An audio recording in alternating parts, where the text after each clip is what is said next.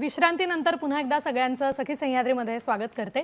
सौर ऊर्जा काळाची गरज हा आपला आजचा सखी सह्याद्रीचा विषय आहे आणि या विषयावर मार्गदर्शन करण्यासाठी आज आपल्या बरोबर आहेत सौर ऊर्जा आणि पर्यावरण तज्ञ कल्पना डुमरे मॅडम।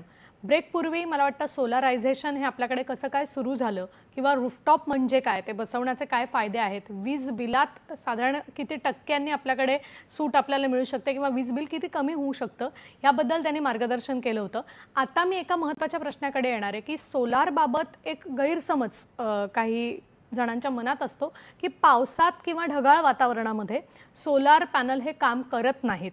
तर आपण या क्षेत्रात आहात आणि अनेक ग्राहकांचं आपण समाधान केलेलं आहे, सोलार पॅनल बसवून दिलेले आहेत।